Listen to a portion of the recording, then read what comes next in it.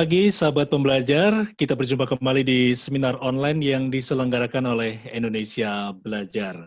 Selamat Hari Kelahiran Pancasila sebagai ideologi bangsa Indonesia. Hari ini hari tanggal merah, tapi sepertinya nggak ada pengaruh ya, karena behavior kita di rumah terus.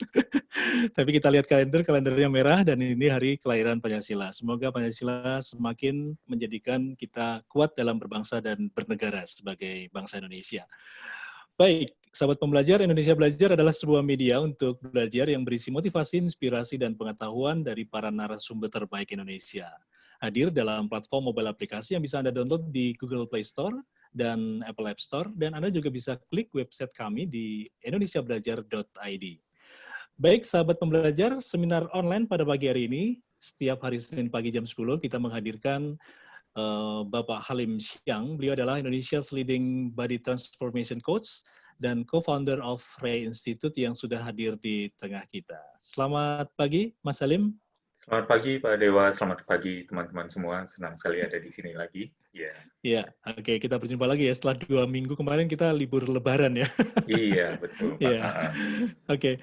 Mas Halim, kalau tadi saya sampaikan bahwa Mas Halim adalah co-founder of Ray Institute. Ray Institute bisa ceritakan sedikit, Mas?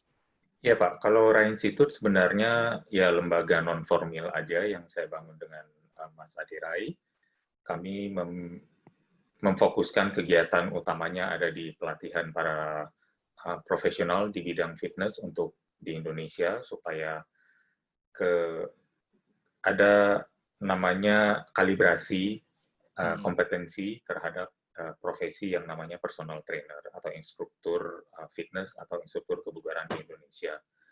Kemudian di sisi lain juga kami menulis buku untuk mengedukasi masyarakat tentang manfaat fitness atau kebugaran untuk masyarakat, untuk semua kalangan, bagaimana melakukannya, dan juga tentunya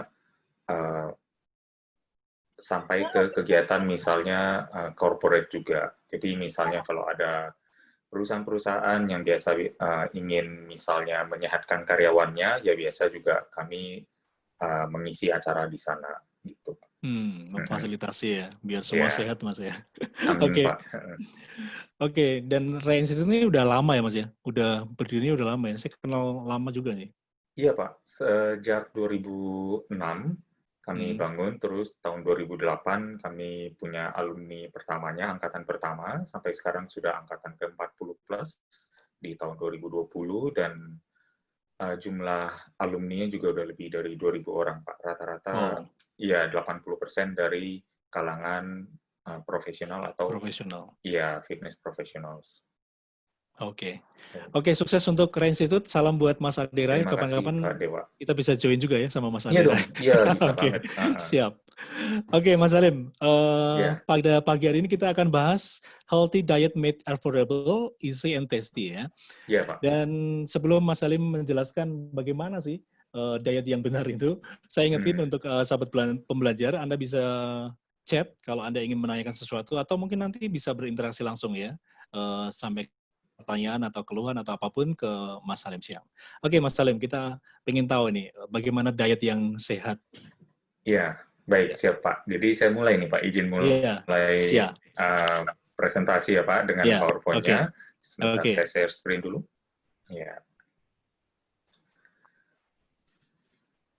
Ya, baik. Terima kasih untuk waktu dan kesempatannya. Pada dasarnya kita sering sekali mendengar ya teman-teman bahwa kalau yang namanya pola makan sehat itu rasanya nggak enak, mahal, karena katanya harus organik, harus apa gitu, dan biayanya jadi tinggi. Kalau ikan tuh katanya harus salmon gitu ya, seolah-olah itu yang sering didengungkan. Terus makanannya mungkin di sini misalnya representasinya ada berry atau apa yang mungkin kurang awam didengar masyarakat.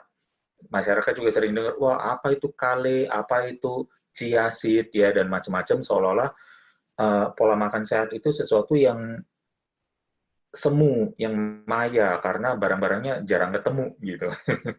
Terus susah lagi, misalnya, wah sekarang katanya jangan minum susu sapi, jadi minumnya susu almond, kalau perlu yang organik gitu. Jadi cari susu almond organik di mana gitu. Mau bikinnya juga susah, cari almondnya aja susah gitu ya. Jadi ternyata semua pendapat tersebut yang membingungkan, saya coba luruskan di sini. Makanya judulnya adalah Healthy Diet Made Affordable, Easy, and Tasty. Bagaimana sih caranya? Nah, untuk bisa mengetahui ini, kita mulai dari why-nya dulu. Dari why-nya adalah melihat pola makan itu seperti finance.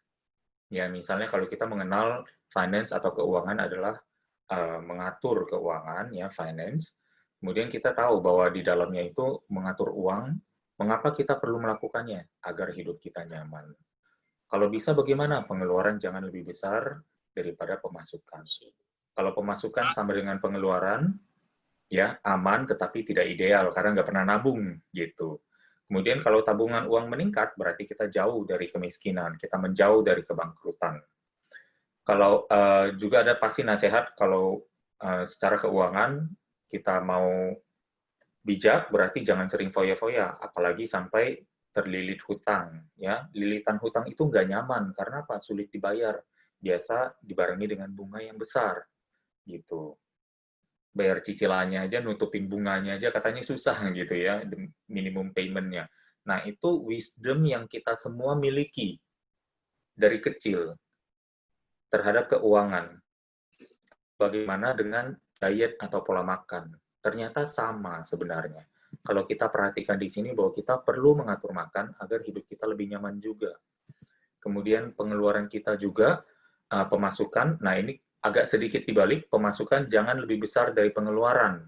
Ya, dan kalau bisa, pemasukan dan pengeluaran itu sama, berarti aman dan tetapi tidak bisa menabung. Menabung apa dalam diet? Menabung dalam arti menabung kesehatan, menabung kuota untuk belanja. Ya, belanjanya dalam hal ini adalah makan makanan enak yang selama ini kita sukai, tapi mungkin kurang sehat. Nah, kita bisa makan sekali-sekali. Tabungan uang kita, tabungan sehat kalau apabila meningkat berarti kita jauh dari kesakitan. Ya, jauh dari kebangkrutan sehat namanya. Kemudian kita juga jangan sering foya-foya, apalagi sampai menimbun lemak. Nah, ini dia, gitu, bahwa kita tahu bahwa pola makan yang selama ini mungkin sebagian teman-teman dengar, ya, atau dengar dari orang lain, oh, ada yang mengeluh, saya perutnya buncit, tambah gemuk, tambah tua, mungkin faktor faktor sudah menikah dan punya anak, jadi susah. Nah, ini coba kita patahkan di sini, tapi kita perlu mengerti dulu why-nya. Kalau sudah ada why-nya, how-nya gampang, ya. Kemudian lilitan lemak ternyata juga tidak nyaman, sulit dibayar karena bunganya besar. Dalam hari ini contohnya adalah apabila kita berolahraga dengan badan lebih berat, pasti cepat capek. Jadi untuk mau berolahraga aja dibikin susah karena badannya udah berat. Jadi untuk jalan aja terengah-engah, apalagi mesti berolahraga dengan yang namanya tingkat aktivitasnya lebih tinggi daripada berjalan. Jadi itu yang sebenarnya persamaan dari pola makan atau mengatur pola makan dengan mengatur keuangan. Jadi ada kemiripan di situ. Banyak dari kita begitu pintar, begitu tercerahkan dalam keuangan, tapi kita malah jarang yang tercerahkan dalam hal pola makan. Gitu, Pak. Mas Salim, mungkin bisa di full screen, Mas, yang PowerPoint-nya, Mas. Ini masih di slide pertama soalnya. Oh, oke. Yang terlihat yang lebih besar. Di full screen kanan bawah, Mas. PowerPoint kanan bawah itu ada full screen. Iya, oke. PowerPoint-nya sih, Mas. Full screen-nya ya, ini ya, Pak. Ini udah. Tadi saya sudah slideshow, Pak. Slideshow kurang, Pak. Belum. Masih, tadi tampilannya slide pertama sih, Pak. Oh. Iya. Ini slide pertama. Saya sudah, ini slide kedua, Pak. Sudah terlihat? Oh, iya. Belum. Oh. Masih, ini malah slide keempat. yang tampilan besarnya. Yang nah, ini kedua. Ini kedua tapi kecil. Masih ada slide-slide kecil di samping. Ini bisa di full screen kanan bawah, Mas. Atau full lanjut aja dulu, Mas. Boleh. Ini kelihatannya slide ketiga sih. Iya, betul, Pak. Ya, mungkin hanya ada lag dari koneksi aja. Ya, ini sudah slideshow. Oke. Sejak tadi sebenarnya sudah seperti ini, tapi mungkin kurang. Oke. Ini sudah, Pak. Sudah jalan, Pak, ya? Poin demi poinnya. Kalau di saya, slide ketiga sih, yang Ya, kelihatan betul. besar ya. Bagaimana Ya, dengan oke. diet ya, Pak? Ya, Sudah benar. oke. Jadi kita ke slide keempat, Ya, skema sederhana dinamika berat badan. Betul, Pak? Udah ada grafiknya muncul?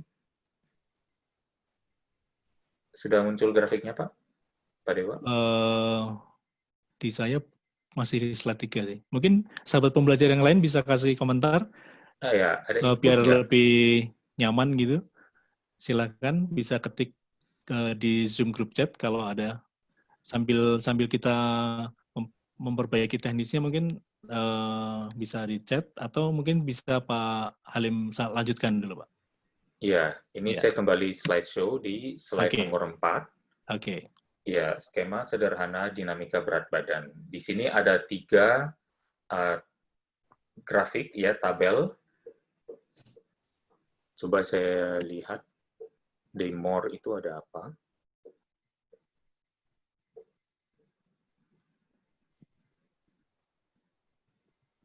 Harusnya sudah oke sih, Pak. Sudah Gitu ya. oke. Ya, Sudah. silakan, Pak. Ya. Lanjut aja. Nah, yang di kiri adalah apabila kita yang warna biru, bar warna biru itu kalori yang masuk, dan bar warna oranye itu adalah kalori keluar. Kita bisa melihat kalau kita masuknya lebih banyak, misalnya sehari masuk 2000 kalori, kemudian kita yang keluar karena mager nih, kita jadi 1500. Dengan 1500 berarti kita masuknya kelebihan 500 kalori, dan itu akan biasanya masuk ke dalam kategori penimbunan lemak. Dan yang kedua, apabila sama, berarti jaga berat badan. Ya, berat badan adalah lebih kurang kalori yang masuk dan keluar itu masih lebih kurang sama. Kemudian ada juga yang terjadi penurunan berat badan apabila yang masuknya lebih sedikit, yang keluarnya lebih banyak. Itu yang namanya defisit.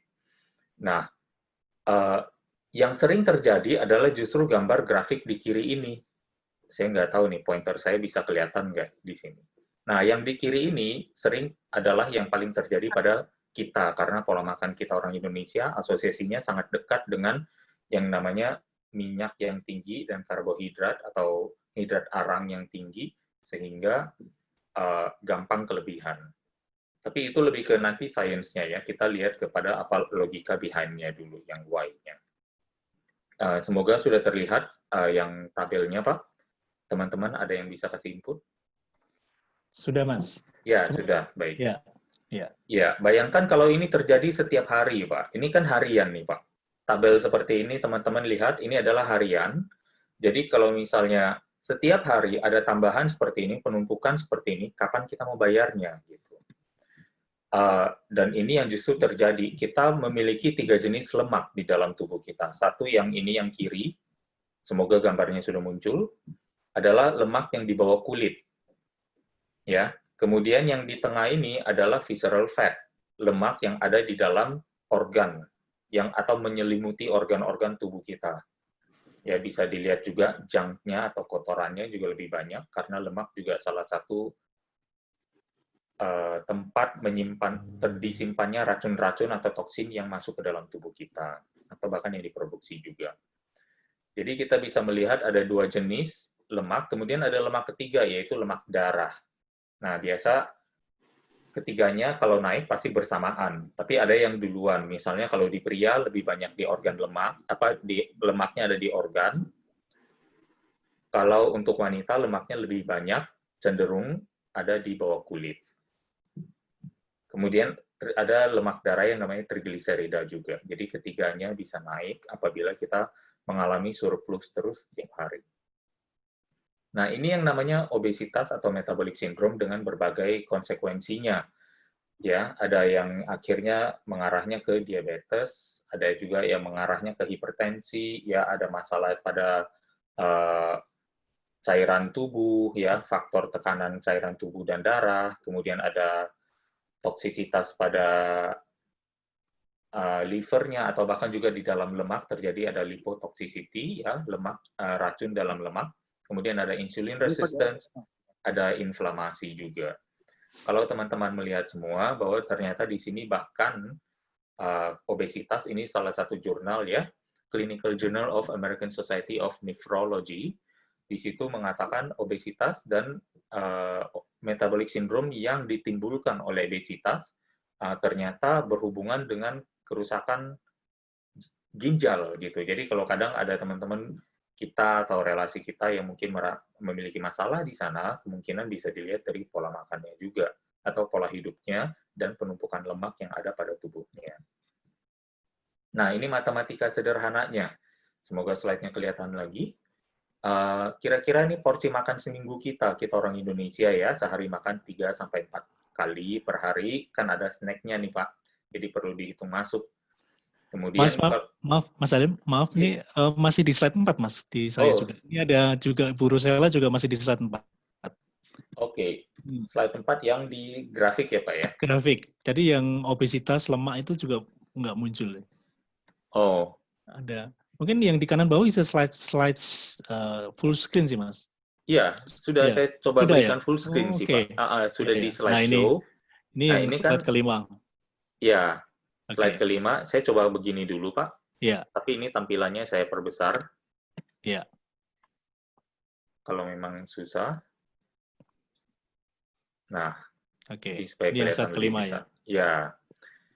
Oke, silakan Mas. Ya, slide ke-6-nya ini yang tadi saya bilang, ya berbagai konsekuensinya.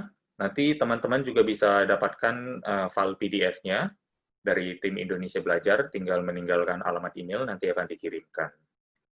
Slide presentasi hari ini. Nah, ini matematika sederhananya nih. Nah, kita bisa melihat bahwa di sini kalau kita makan sehari 3-4 kali. Seminggu, itu berarti kalau dikali 7, 21-28 kali. Gitu. Nah, berapa kali diantaranya yang sehat? Berapa kali diantaranya yang makannya kurang sehat? Nah, kita harus jujur di sini. Ya, apalagi kita kalau sadar nih, Pak, berapa dari kita yang udah makan 28 kali seminggu, tapi olahraganya belum tentu sekali seminggu. Ya, gimana bayarnya? Gitu. Ini adalah salah satu contoh makanan favorit kita bersama. Ya, ada nasi, kemudian ada ayam goreng, representasi aja, ada tahu goreng, ada tempe goreng, ada kriuk-kriuknya, belum nanti ada kerupuknya, ya, terus ada sambelnya dan sedikit lalap.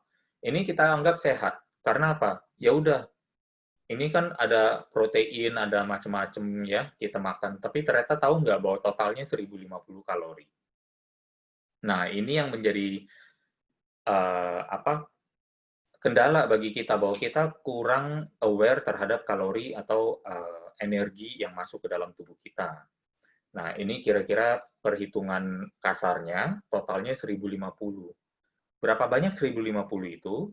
Di mungkin presentasi 2 minggu sebelumnya, saya sempat membahas bahwa kalau kita jalan cepat aja di treadmill, itu per menitnya membakar 5 kalori.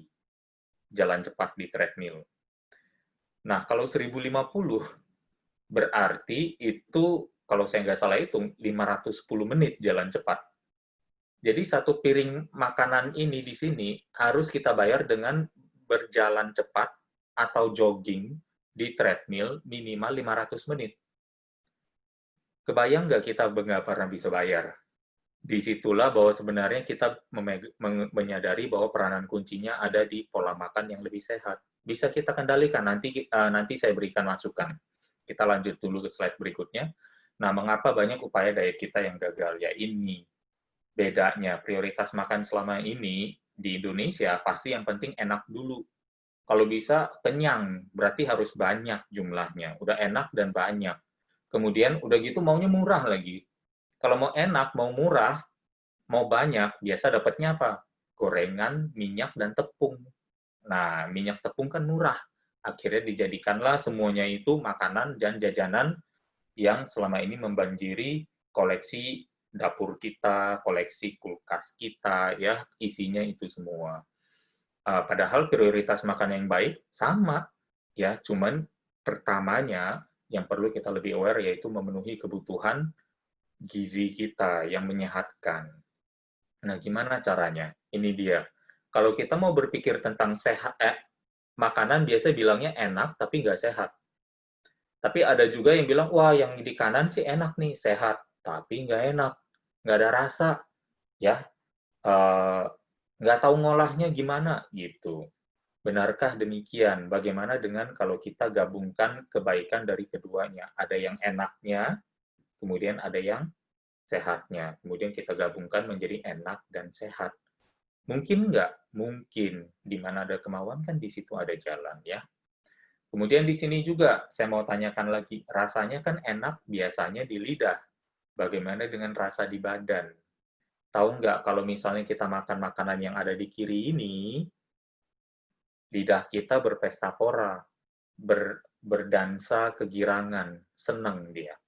Dia berterima kasih kepada kita.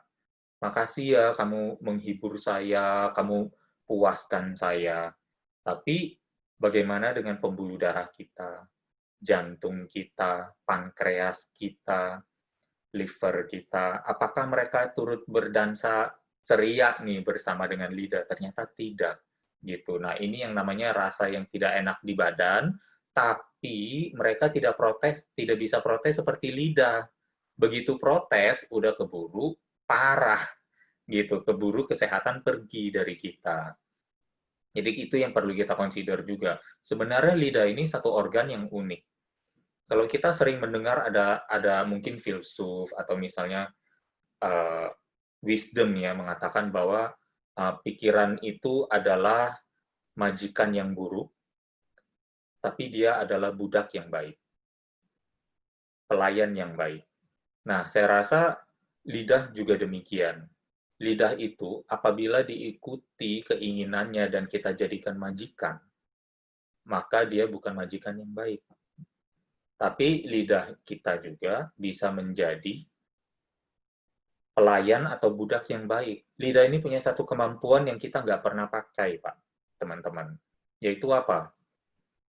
Kemampuan beradaptasi. Kita sering nggak minum, makan sesuatu yang kurang manis, kurang asin. Sendokan pertama kurang asin, sendokan kedua kurang asin, sendokan ketiga, loh kok lama-lama rasanya udah mulai cukup asin. Lama-lama kalau kita minum kuah lebih banyak lagi, loh kok keasinan, padahal tadinya kurang asin. Kenapa itu? Karena lidah kita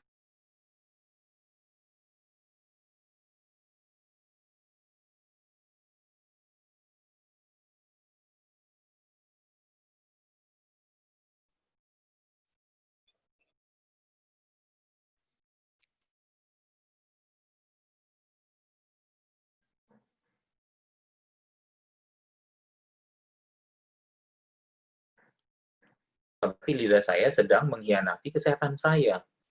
Gitu.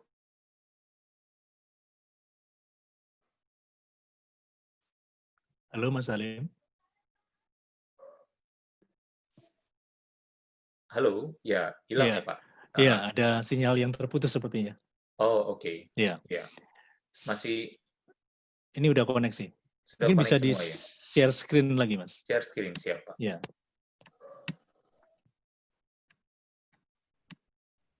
Ya, sudah lagi ya, sudah kembali. Ya, oke. Baik, terima kasih. Jadi pada dasarnya kita makhluk alam dengan makanan-makanan alam ini sebenarnya lebih matching.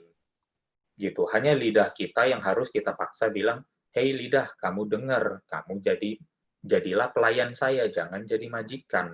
Gitu ya.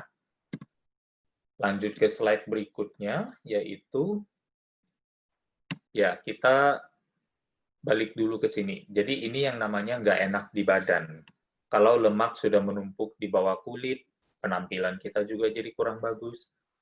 Kalau sudah sampai ke organ, apalagi kalau dua-duanya ya, kan karena wanita dan pria ternyata di bawah kulit maupun di dalam organ, risiko kena jantungnya ternyata sama antara pria dan wanita yang obesitas.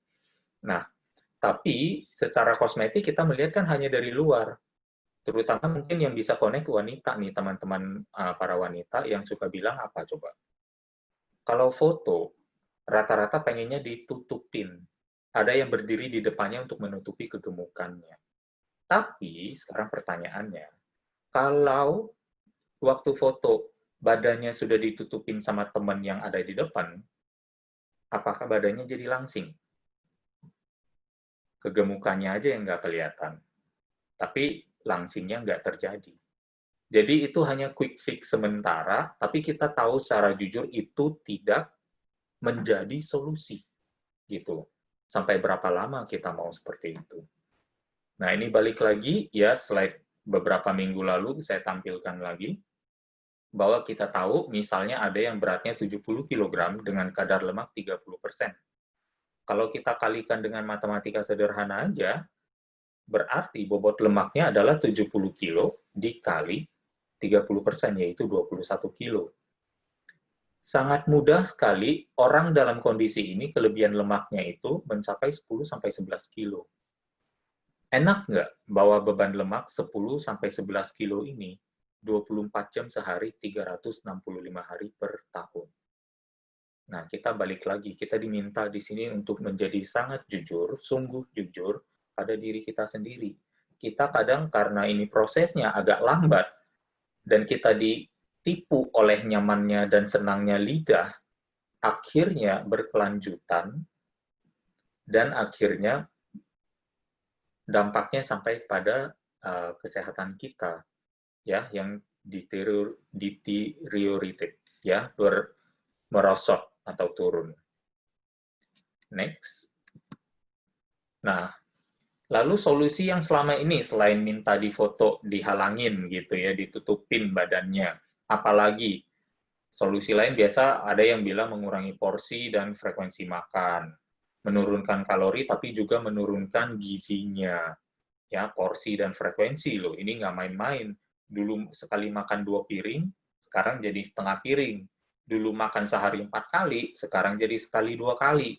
Mungkin dipikir itu solusi, tapi ternyata turunnya tidak menyehatkan. Ya, ada yang sampai tahan lapar yang panjang, lalu pas waktu saatnya makan pelampiasan. Biasa ada yang sengaja, saya nggak sarapan, saya nggak makan siang, ntar makan malamnya baru hajar, karena makan malamnya ceritanya ditraktir temen lagi, gitu. Ada kondangan, gitu ya. Kemudian makannya jadi lebih banyak. Atau ada nggak yang jujur nih, coba, merokok untuk mencegah kenaikan berat badan? Aduh, saya kalau nggak ngerokok, berat badan saya naik langsung, sebulan bisa 7 kilo. Saya kalau ngerokok akhirnya turun lagi. Seolah-olah merokok sesuatu yang sehat, hanya karena parameternya salah di berat badan. Jadi untuk menjaga berat badan ideal, dia merokok gitu. Akhirnya apa? Masuk, keluar, ini bahkan keluar dari seolah-olah mulut kandang singa, masuk ke kandang buaya gitu. Akhirnya masalah juga gitu ya. Atau ada yang udah makan, dimuntahkan kembali, atau menggunakan obat-obatan. Nah, konsekuensinya apa? Nah, ini, pendekatan ini, solusi yang selama ini dipakai dan cukup populer, menyebabkan bobot murni turun, dan lemak tetap atau bahkan meningkat tanpa disadari. Berat badan bisa turun. Ini turun 3 kilo, yang lemak turun 1 kilo, kelihatannya turun 4, tapi nggak sehat. Gitu. Atau bahkan ini bisa turun 3 kilo, yang bobot murni, yang lemaknya bisa naik 1 kilo, masih dianggap sukses karena minus 3 plus 1 sama dengan 2 kilo. Masih dipikir, wah sukses juga saya. Gitu. So what can I do? Nah ini pertama. PR dalam membakar lemak di tubuh ada 2. Pertama adalah bakar yang sedang berlebih atau yang selama ini sudah menumpuk. Yang kedua adalah cegah penumpukan lebih lanjut. Jadi harap teman-teman kita bersabar di sini, kita perbaiki pola makannya, ya, pembakaran di saat istirahat dan pembakaran saat olahraga. Nah, ini yang warna di tabel tadi, di bar warna oranye nih. Bar oranye ini. Supaya kita tingkatkan di sininya, kalori keluarnya kita tingkatkan, ininya kita turunkan. Ya, yang bar birunya kita turunkan, bar oranye kita naikkan.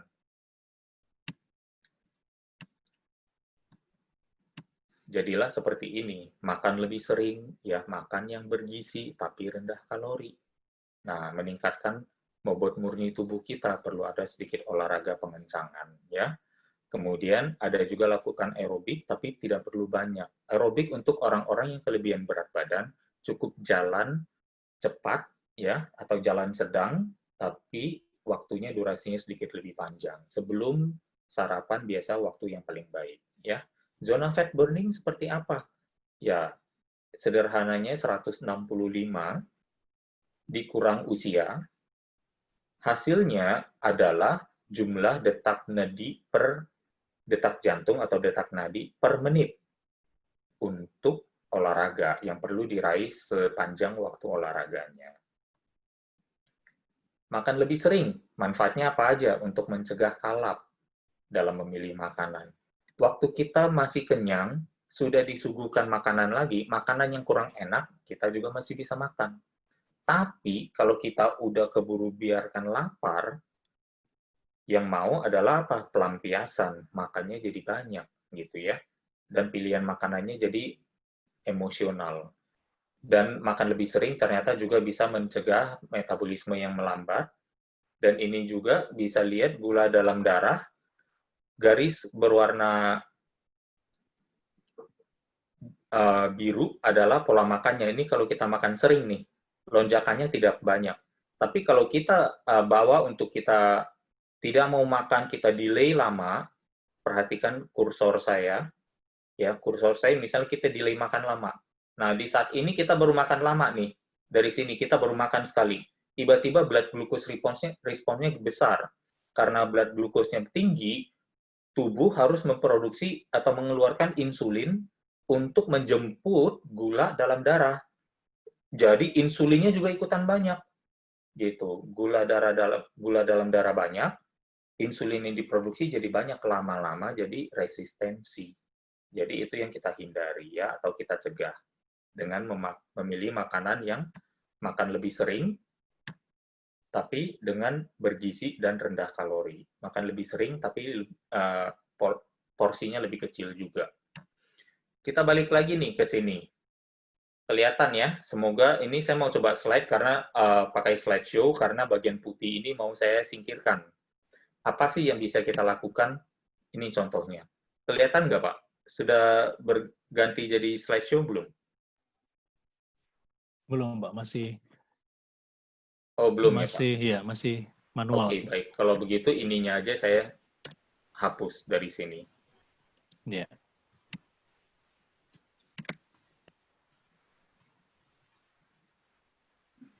Oh, sorry. Sebentar. Saya tutup dulu. Lalu saya buka lagi.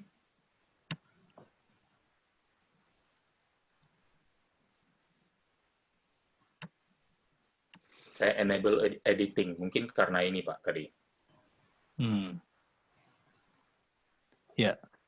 Share screen lagi, saya sekali lagi lakukan. Ya. Sudah kelihatan? Ya, slide 1 ya, Pak. Ya. Nah, yang di sini. Ya. Slideshow kelihatan, Pak, sekarang? Ya, sekarang udah kelihatan. Ya, slideshow sudah kelihatan. Oke. Nah, ini makanan yang tadi nih kita lihat. Ya, bagaimana cara kita menyiasatinya? Ini satu, ayam, tahu, tempenya minta direbus, jangan digoreng. Kita mengurangi nih kalori di situ. Ya, kita tiris sambelnya. Kemudian yang bagian yang kriuk-kriuk ini kita nggak perlu. Kita kurangi lagi kalau potong lagi kalorinya berapa. Ya, kemudian untuk nasinya mungkin bisa memilih nasi yang merah. Ya, kemudian yang penyet itu, nasi 170 kalori. Ayamnya 350 kalori, tempe 200 kalori. Halo, untuk Bapak Ibu, sahabat pembelajar mungkin bisa di mute dulu ya. Mungkin kita dengarkan dulu. Saya izin mungkin ada dicatat dulu. Ya, Pak. Ya, oke. Nanti ada pertanyaan silakan. Ya. Ya, jadi dengan memotong ini aja kita coba lihat di sini. Udah terpotong berapa? Totalnya terpotong 550 kalori. Akhirnya kita di sini dari 1050 jadi 500 kalori aja. Jadi hanya dengan pintar menyiasati di sini, kita perbanyak sayuran, kemudian yang ini kalau keburu digoreng gimana? Kita ambil tisu, kita remesin dulu. Supaya tisu minyaknya pindah ke tisu, nggak ke badan. Gitu, kita buang dulu misalnya kulitnya. Ya, jadi beberapa hal ini, terus yang ini kita buang juga. Ya nggak enak dong, balik lagi. Kita kalau ngomong begitu, kita jadikan lidah kita majikan atau budak atau pelayan itu ya. Jadi kita perlu berpikir di situ. Nah, ini juga contoh. ada ceritanya skinless chicken breast, di roast ya, dipanggang, rasanya juga enak. Kemudian ada salad nih. Nah, ini saya ambil dari satu aplikasi, katakan ini ukurannya 113 gram. Saya bilang, wah mana kenyang, coba kita kali 2 nih, biar porsinya banyak. Ya, jadi 113 gram, kalorinya 110. Kalau 226 gram dikali 2, kalorinya juga dikali 2, jadi 220. Ya, terus kita makan nih, jumlah salad yang banyak. Ini hampir 1/4 kilo nih, teman-teman. 1/4 kilo, kalorinya hanya 120. Cukup lah ya, 1/4 kilo, sayurnya jangan kebanyakan. Kita makan, kita tambahkan di sini dari 220 kalori, kita tambahkan dengan 120, kita hanya dapetin 340 kalori. Bisa dibayangkan, kita makan kenyang, dada ayam kita bisa makan sampai 200-an gram. Kemudian kita makan sayur 200-an gram. Kenyang nggak? Kenyang. Enak nggak? Enak. Bergizi nggak? Bergizi. Sayurannya banyak banget. Nah, ini yang saya bilang bahwa preferensi kita selama ini yang prioritas nomor 1 itu loh, yang gizinya bagus, menunjang kesehatan kita, nggak pernah kita consider. Kita tiba-tiba loncat langsung ke enak. Gitu. Kita disregard pilihannya. Padahal dengan kita menambah pengetahuan sedikit, hopefully di sini ya kita belajar bersama, Indonesia belajar, akhirnya ada satu kesadaran, oh iya benar juga ya, saya bisa makan sehat, enak, banyak lagi. Tidak harus serta-merta saya mengurangi porsinya malah bisa ditambah kalau pilihannya tepat. Nah, bagaimana ceritanya ini udah strategi nih kita nih. Di piring kita, ini adalah gambarannya, sayuran aneka warna, ya, sayurannya divariasi kombinasi rotasi, kemudian ada lauk rendah lemak, ya, misalnya mungkin ayam atau tahu, ya, kemudian ada lauk medium lemak, mungkin ada tempe, kemudian ada ikan atau apapun juga, atau bahkan mungkin telur orek di sana dengan kuningnya, nggak apa-apa. Ya.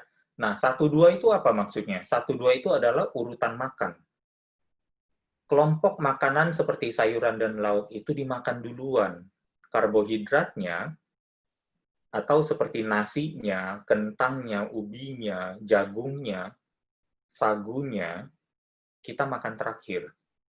Kalau udah 2/3 dari sayuran dan 2/3 dari lauk ini habis, sisa 1/3 kita baru tanya, ininya mau dimakan atau enggak? Gitu. Tapi gimana dong, kan saya makan nasi supaya lauk saya nggak terlalu asin. Balik lagi, kendali ada di tangan kita. Yaitu bagaimana caranya?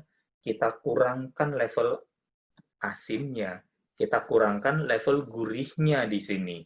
Inilah kenapa sering banget dibilang kesuksesan itu adalah persiapan bertemu dengan kesempatan. Success is preparation meeting opportunity. Whose preparation?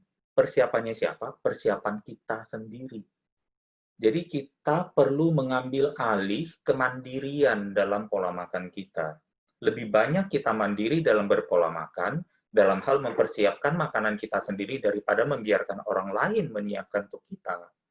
Lebih besar peluang kita untuk berhasil. Contoh snack, misalnya saya mau snack gimana? Nah, ini misalnya ada beberapa contoh. Beberapa di antaranya juga adalah apa yang saya gunakan untuk snack saya sehari-hari. Jadi ini sudah proven, ya, bukan hal yang sekedar teoretis, karena saya juga sudah menjalankan pola makan diet sejak pertengahan 2000. Jadi sudah 15 tahun saya berdiet. Jadi ini adalah beberapa contoh pilihan yang gizinya baik, rasanya enak, ya, dan juga nutrisinya baik juga, tapi kalorinya tidak begitu tinggi. Lalu apa juga yang kita bisa buat supaya makanan kita lebih enak? Tadi kan saya bilang nih, ada sehat dan ada enak gitu ya. Nah, kita jangan kehilangan enaknya. Nah, ini dia. Kita di Indonesia begitu kaya akan rempah-rempah, tapi kita malah lupa untuk memakainya. Kita mau pakai, tapi kita harus siram dulu dengan tumisan minyak yang banyak, harus siram lagi dengan santan. Boleh nggak minyak dan santannya sedikit aja? Kita pakai untuk tumis sedikit, Ya, mengapa kita mau menggunakan minyak banyak waktu menumis atau waktu menumis? Supaya tidak lengket. Mengapa lengket? Apinya besar. Jadi supaya tidak lengket, apinya dikecilkan, jadi minyaknya boleh sedikit. Kan gitu aja sesederhana kita menjalankannya gitu. Nah, kita bisa menumis rempah-rempah ini dengan minyak yang lebih sedikit sampai sudah sedikit harum baru kita ikuti, entah itu rendang, gulai, apapun juga bisa, rempahnya bisa kita pakai, garamnya kita kurangi, santannya yang katanya tadi diminta 500 mili, kita pakai aja sepertiga deh, itu juga udah mengurangi banyak gitu. Kita masih pakai santan tapi sedikit.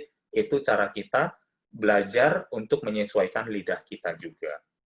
Ya, kembali lagi, ini adalah makanan-makanan yang perlu kita hemat. Ya, ada gula pasir dan makanan turunannya, makanan minuman turunannya, ada minyak goreng, ada yang namanya tepung-tepung putih, tepung terigu, ya, tepung beras, tepung sagu, tepung lainnya, dan tepung tapioka juga, ya. Dan kemudian ada margarin, mentega di sini juga. Nah, ini kelompok makanannya yang kita coba kurangi, kita coba batasi. Ingat, tolong diingat, saya bilangnya kurangi atau batasi, bukan nggak boleh, bukan larang. Ya, ini makanan kesukaan saya, minuman kesukaan saya juga. Tapi kita ingat bahwa kita memiliki kecerdasan finansial yang demikian tinggi, selayaknya kecerdasan finansial itu kita bawa juga kepada kecerdasan pola makan. Bukan melarang, tapi mengurangi yang selama ini menimbulkan masalah bagi tubuh kita. Kapan dong bisa makannya? Kalau kita sudah berproses turun kadar lemaknya, kita baru boleh nih mereward kita sekali-sekali gitu ya. Kita biasakan dulu menabung. Kita kan perlu waktu nih dari yang namanya menumpuk hutang ke menumpuk tabungan. Nggak bisa serta-merta langsung, ada prosesnya. Kapan kita bisa belanja lagi tanpa berhutang? Nah, berarti tabungannya harus banyak dulu. Kan seperti itu dan perlu waktu. Tindakan nyata apa yang bisa teman-teman dapatkan hari ini? Misalnya stok di lemari dapur dan kulkas yang tidak sehat, coba kita singkirkan dulu. Ya, karena beberapa memiliki kelebihan lemak, kita mau perbaiki. Isi dengan stok baru yang lebih sehat. Misalnya sirup atau pemanis, pakai yang rendah kalori.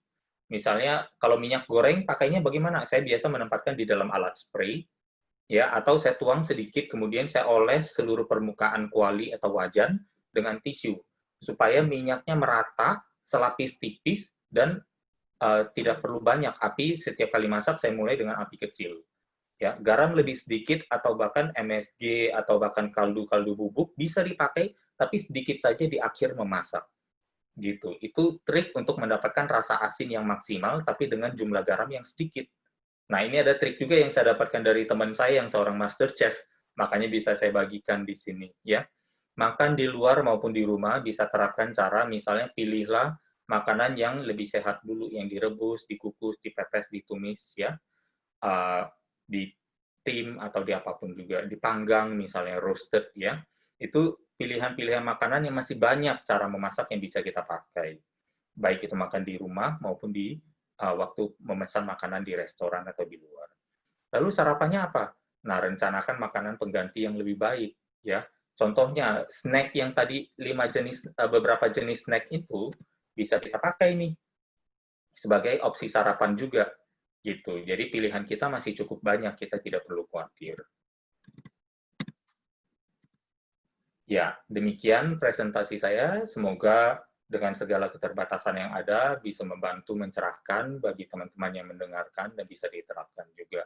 Apabila ada kekurangan, saya mohon maaf. Kalau masih ada waktu, silakan kita Q&A. Terima kasih.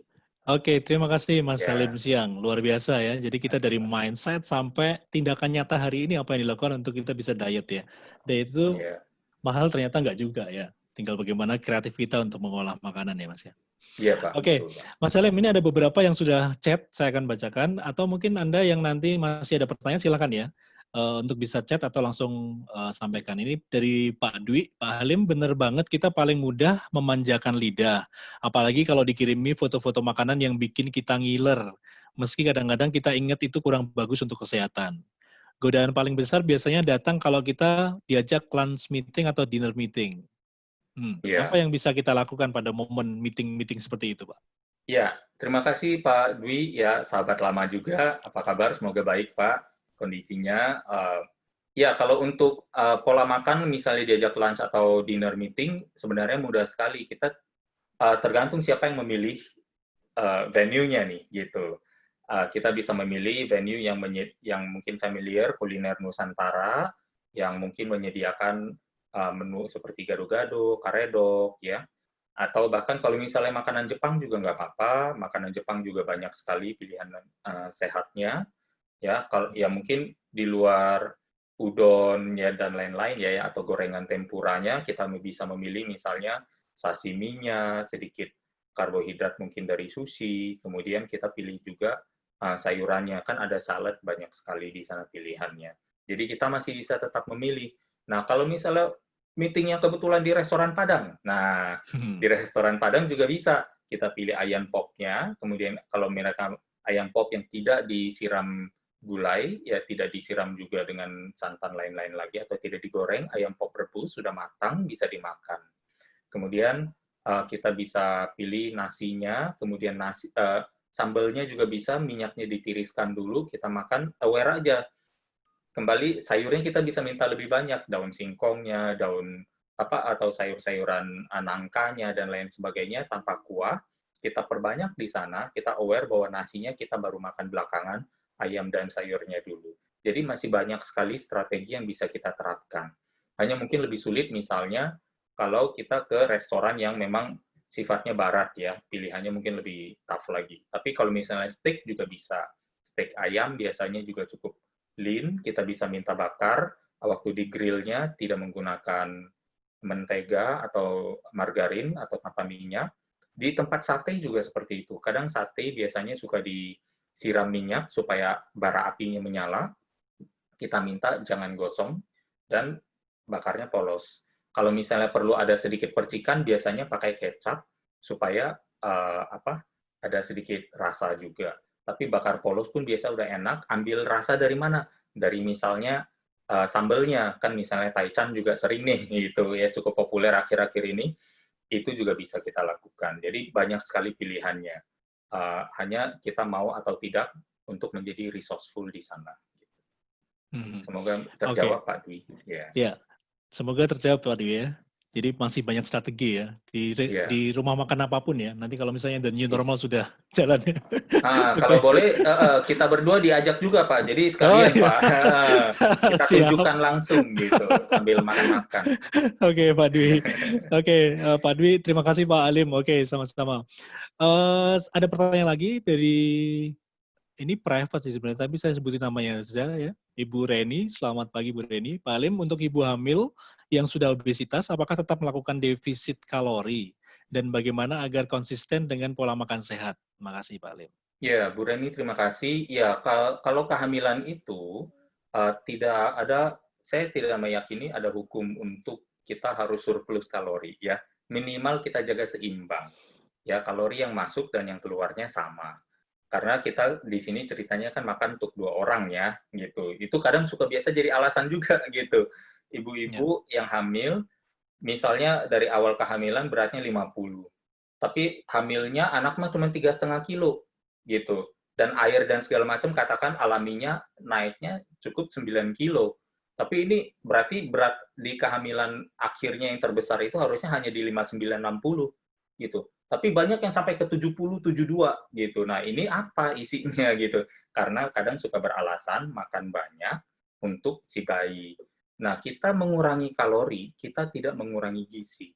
Karena kalori yang kita potong berasal dari mana? Yang tadi, minyak, tepung, gula pasir yang memang tidak ada gizinya. Tapi kita bisa makan lebih banyak kalau kita meniadakan ketiga hal tersebut, minyak, gula, tepung, dalam pola makan kita. Terus kita apa? Tingkatkan jumlah sayurannya. Proteinnya tadi kalau misalnya waktu kita berbicara slide tentang memotong makanan 1050 ke 500 kalori, kita bisa lihat bahwa konten nutrisinya tidak berubah. Di dalam kriuknya tidak ada gizi. Di dalam minyak gorengnya tidak ada gizi. Kita menurunkan jumlah kalori yang tidak ada gizinya. Jadi kalori, bahkan saya merekomendasikan di sana tambahkan sayuran. Agar apa? gizi yang masuk dari vitamin, mineral, serat yang ada di sayuran lebih banyak lagi ke dalam tubuh.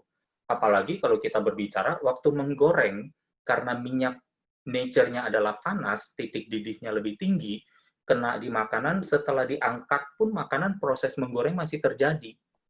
Makanya sering ibu-ibu kalau misalnya goreng bawang, goreng risol atau apa, dipikir wah sudah coklat keemasan baru diangkat. Begitu diangkat gosong. Dibiarkan sebentar, nggak lama kemudian gosong. Karena apa? Proses memasak di saat setelah diangkat pun masih terjadi. Jadi proses nutrisinya yang terpapar panas begitu lama dengan cara menggoreng yang sebenarnya memiskinkan atau menurunkan jumlah gizi yang bisa kita serap. Dan dengan kita meniadakan atau mengurangi proses memasak dengan menggoreng atau membakar yang menimbulkan gosongan yang ternyata adalah karsinogen, kita juga mengurangi level racun yang masuk ke dalam tubuh. Malah lebih bagus untuk si bayi dan si ibu hamilnya. Gitu. Jadi semoga terjawab juga pilihan makanan yang tadi persis bisa diaplikasikan, diterapkan oleh ibu hamil. Apalagi yang obesitas. Ya. Ya, jadi tidak masalah Pak ya? Iya, betul Oke. sekali. Oke, Bu Reni, semoga terjawab. Kalau belum, silakan lagi tanggapannya. Juga ini ada Pak Fendi Matthew, hanya menyampaikan terima kasih. Terus juga Ibu Andriani, terima kasih pencerahannya. Master Halim. Makasih Bu Andri. Saya lihat kameranya dibuka nih, Ibu Andriani bersama sang suami ya. Iya. Ada yang perlu di-share, Ibu Andriani? Gak ada. Yeah. Mungkin bisa di-unmute dulu. Di-unmute dulu, Pak. Mic-nya, Ibu Andriani. Kita tidak bisa mendengar. Ya. Ya. Salam Master Halim. Iya, halo Pak. Salam dari New York. Iya, Pak. Terima kasih pencerahannya. Iya. Wah, kita tunggu di New York. Nih. Dari New York atau gimana? New Yogyakarta. New Yogyakarta. Jogja. Ya, Jogja. Iya. Oke. Anak buahnya beliau saya. Oh, siap. Oke. Terima kasih Ibu Adriani dan suami. Kemudian ada Ibu Rosella. Ini testimoni saja buat Coach Salim. Saya sudah menerapkan pola makan dan pola latihan otot dari Coach Salim kurang lebih 2 tahun. Masih terus belajar, tapi sudah banyak sekali manfaat. Iya, Bu Rosella juga udah kebuka kameranya. Selamat pagi, Bu Rosella. Mungkin bisa sampaikan sesuatu, Bu Rosella? Luar biasa nih, 2 tahun udah di-coach sama Coach Salim ya. Silakan, Bu. Iya. Bu, suaranya kurang tidak terdengar, Bu. Iya, ada speaker kiri, diinin dulu, Bu. Bu Lili ya. Bu Rosella Oa. Bu Lili ya. Oh, enggak kedengeran, Bu. Mungkin ada masalah dengan headset-nya ya. Iya. Iya. Di kiri bawah, Bu, mungkin ada speaker, dipencet dulu. Bu Rosella udah klik atau unmute sih, Pak. Oh, udah ya. Iya, cuman mungkin ada masalah dengan headset-nya ya. Oke, sambil nunggu koneksinya, Bu, mohon diperbaiki, belum kedengaran suaranya, Bu Rosella. Tapi thank you udah testimoni bahwa Bu Rosella udah menerapkan ya pola makan dan pola latihan apa yang disampaikan Pak Alim ya. Oke, terima kasih Bu Rosella. Ini ada Pak Prasetyo, tadi nyambung dari Pak Dwi, ide menarik nih, kita bisa kopdar kalau sudah selesai PSBB, sekalian live belajar praktek langsung bareng Master Halim. Wah, look forward nih. Iya dong, udah lama ya, jadi kangenan semua karena PSBB ini jadi nggak ketemu hanya di layar, harus bisa ketemu 3 dimensinya, Pak. Nah. Iya, betul. Oke, terus terakhir ada Pak Janslow, thanks banget Brother Halim. Ya, makasih Pak Yunus, sama-sama. Oke, terima kasih untuk sahabat pembelajar yang sudah nulis di Zoom grup chatnya, dan tadi juga Ibu Andriani dan suami juga sudah sampaikan say hello-nya dari New York. Oke, Mas Halim, ini yang terakhir Mas. Mungkin Mas Halim bisa sampaikan ya bahwa tadi enak sama sehat. Ya kan? Ini yang paling penting di sebenarnya ini. Kita tahu bahwa enak tapi ada yang nggak sehat. Udah kebanyakan sih nggak sehat ya kalau enak ya. Memang kita udah terbiasa. Ini bagaimana cara memaksa Ini kayaknya dipaksa kan untuk Oh, iya Pak. Memang kita ya, perlu transisi karena ya, bagaimanapun pola makan yang baru yang sehat itu kita mau supaya bisa dijalankan seumur hidup. Ini adalah way of life, bukan ya, program yang ada awal yang ada akhir. Kita ya. nggak ada rencana waktu kita menjalankan pola makan baru ini, kita nggak ada rencana untuk bilang, saya mau berhenti 3 bulan lagi, kalau badan udah jadi, saya berhenti. Enggak. Kita Ya, kita udah menabung, kita nggak pernah bilang saya mau berhenti menabung. Kita bekerja untuk bisa hidup, kita nggak pernah bilang kita mau berhenti berpenghasilan. Kita tidak pernah bilang mau berhenti mengatur keuangan. Sama halnya juga kita tidak berhenti mengatur pola makan. Nah, buat saya misalnya saya ambil contoh. Ya, contoh seperti tadi, misalnya saya bikin agar-agar tanpa saya beri gula, agar-agarnya sudah wangi karena ada aroma buah di sana, kemudian saya siram sedikit dengan sirup yang rendah kalori, yang bahkan misalnya 20 ml sirup pun itu sudah kalorinya hanya 0. Jadi praktis agar-agar itu kalorinya hanya mungkin 10-15 dari kandungan karbohidrat serat yang ada di dalam. Bandingkan dengan kalau misalnya kita bikin dengan sirup gula, kemudian pakai kental manis, karena kita pakai itu untuk menetralisir manisnya, kita pakai es yang banyak, akhirnya es dan gula saling tumpang tindih, menetralisir dan ditambah lagi, menetralisir dan ditambah lagi. ya, Kemudian kita tambah lagi teman-temannya gitu yang lain. Buah, katanya buah sehat, kita tuang juga buah di sana, kita potongan buahnya banyak, kemudian kita bandingkan dengan porsi yang sama, ternyata ya memang enaknya agak berkurang sedikit. Tapi ini adalah proses mengajarkan lidah kita yang biasanya bermental majikan, ya, ya kan? Kita ya, bilang, sekarang tolong belajar jadilah uh, servant, pelayan bagi diri saya, bagi hidup saya. Biar jangan lagi berkomplain terlalu banyak, tapi terimalah bahwa itu adalah makanan yang sehat dan baik adanya. Belajar mungkin akhirnya menyenangi makanan-makanan seperti itu. Biasa prosesnya memang mencari alternatif dulu. Makanya tadi saya bilang juga, untuk makanan ayam kuning, tempe kuning, tahu kuning yang tadi di warung, itu pun sama, hanya tidak perlu digoreng, karena sebelum digoreng pun sudah matang, gitu. ya, Sudah layak dimakan dan sudah dimasak dengan banyak rempah. Jadi kita tidak kekurangan rasa kok di situ, hanya mengorbankan sedikit, 10, 20, 30%, ya itu subjektif ya. Tapi minimal dari situ, kita sadari juga, semuanya balik lagi ke bagaimana kita memberikan arti dan makna. Kalau kita bisa menyenangkan sedikit, mengurangi kesedangan lidah sedikit, tapi kita bisa menyenangkan organ-organ di dalam, menyelamatkan si jantung, supaya jangan berhenti terlalu cepat. ya, Menyelamatkan si pembuluh darah supaya jangan kaku, dan jangan tersumbat oleh lemak-lemak atau kolesterol yang begitu mengkristal dan mengendap. Dan kita menyadari hal itu benar adanya, kan kita juga akhirnya pikir, oh nikmatnya sehat, nikmatnya punya badan yang lebih bagus, nikmatnya awet muda, itu jauh lebih nikmat dari nikmat sesaat makan makanan yang kita sukai. Gitu. Jadi kita bisa mengartikannya seperti itu sehingga tidak lagi menjadi godaan, karena godaannya ada di memiliki tubuh yang lebih sehat dan lebih menarik gitu. Jadi godaan kita di sana, bukan lagi menjadikan makanan sebagai godaan. Gitu. Iya. Oke, terima kasih Mas Salim. Dan menjaga sang bayi yang ada di kandungan ya, untuk ibu-ibu hamil tadi ya, Bu Reni juga ya tadi. Oke.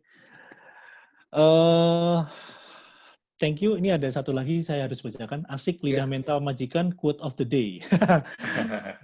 Oke, Ibu Adriani dan Mas Oto di New Yogyakarta ya. Oke, terima kasih. Terima kasih Mas Salim, terima kasih sahabat pembelajar. Waktu kita sudah selesai. Terima kasih teman-teman. Terima kasih kasih Indonesia Belajar. Terima kasih sama-sama Mas Salim. Terima kasih semuanya. Mungkin bisa say thank you. Unmute mic-nya boleh. Silakan kalau ada yang mau share suaranya. Oke, terima kasih Mas Salim. Semuanya. Sampai ketemu.